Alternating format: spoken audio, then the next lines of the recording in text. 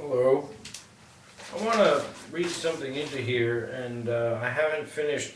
Uh, I had intended only to discuss those things that I'm trying to work on discussing with an attorney, or that I feel comfortable with. That is to say, things that I don't think are difficult to believe.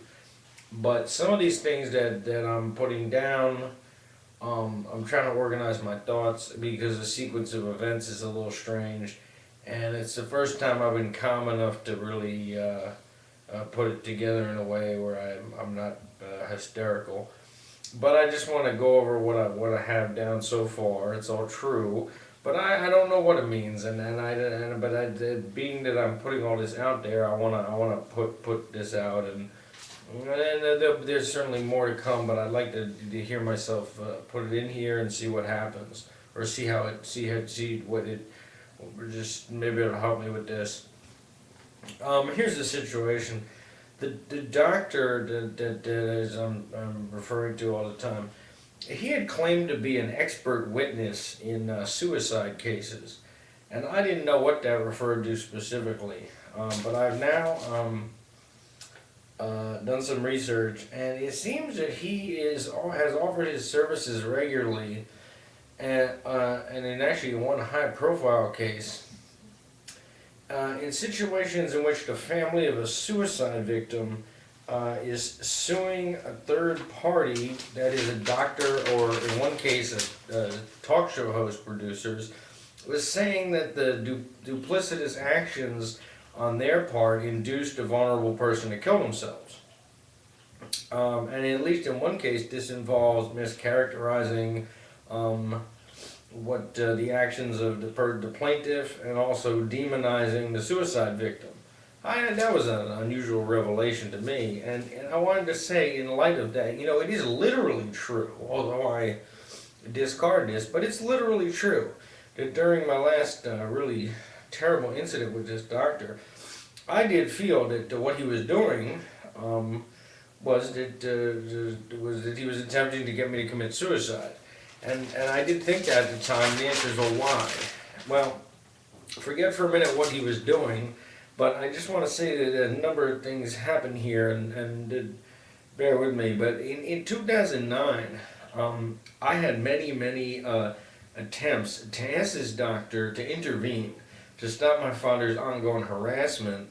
And along with this routine practice my father had of calling me, harassing me belligerently, until I became rageful and once threatened him with a restraining order, at which time he would then call the doctor, claiming that he had simply called me to say hello, and that I'd become angry and that I might need medication or was having a nervous breakdown. And I could not get my doctor to help me out with this. So I finally wrote a letter to my father's doctor, who was my psychiatrist colleague across the hall. And I wrote in there that the person he was dealing with, that whether he was aware or not, was this person was very sick, and that I wanted this harassment to stop, and that this person was essentially stalking me. Now, apparently, my doctor had not told his colleague what he had told me, which is that he informed me that my father was in consultation with his colleague, and he admitted later that he had sent my father to that doctor after my father had called him incessantly wanting information about what I was saying about him in therapy, which he told him was illegal to tell him. But the doctor admitted that he had recommended that my father meet regularly with his colleague to discuss his son, and that the two doctors could compare notes on what each of us said. Now, it is unclear to me if they were aware, but it doesn't seem they were, that my father was likely to have and did present himself to the colleague, or misrepresent himself entirely as who he was, and badly mischaracterize the relationship.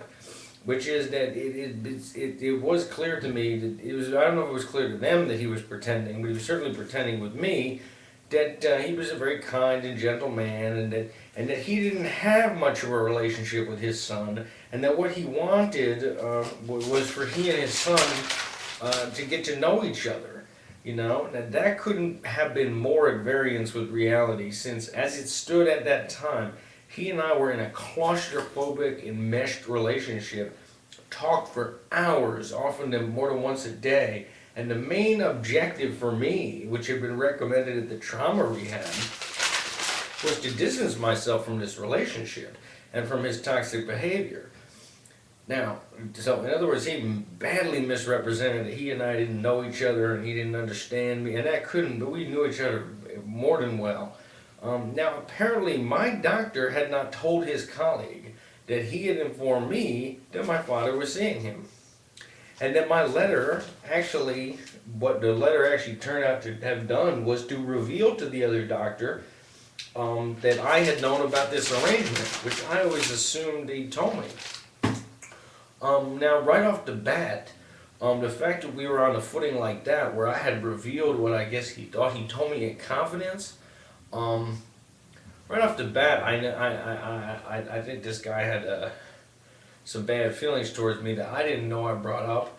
But that's one thing, and then there's a bunch of other things that come into that and what he was actually doing.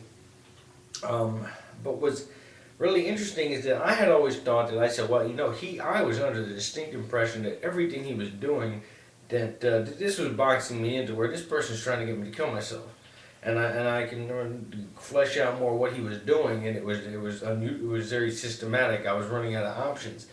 But I often said, well, now it's not really possible, because the truth is, one thing he knows about me is I wasn't depressed, and I've never been depressed, and not the person who I would think would commit suicide, because I'm not depressed and everything, and he must know that, so he couldn't have done that at all. He must have figured I'd escape it or some shit. And then I looked at his own writings, because his papers are available. And there is a quote that he's given at least once, asked to comment on a suicide case.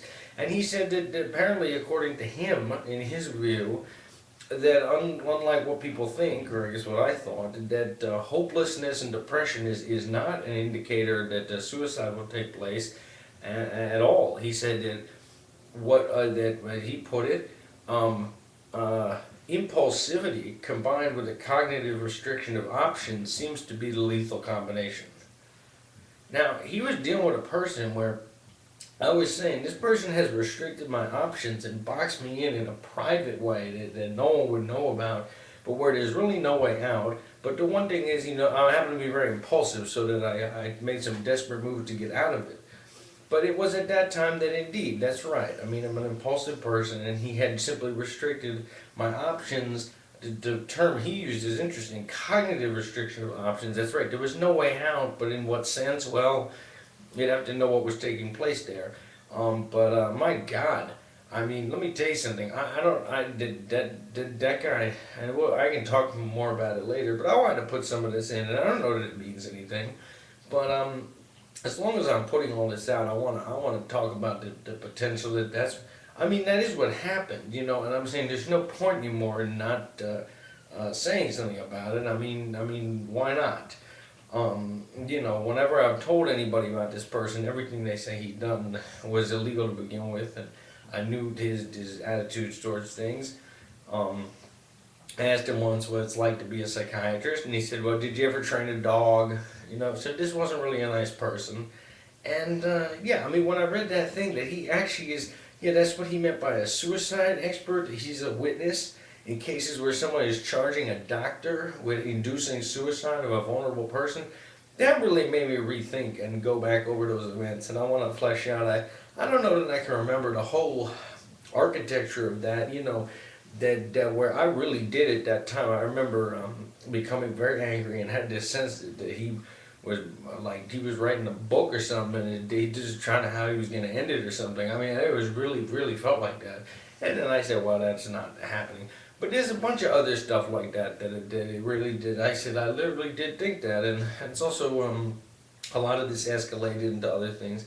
But I'm going to at least put it out on a video just for the hell of it, because the potential that these things, I think only an idiot wouldn't like just mention it at this point. I mean, after all this.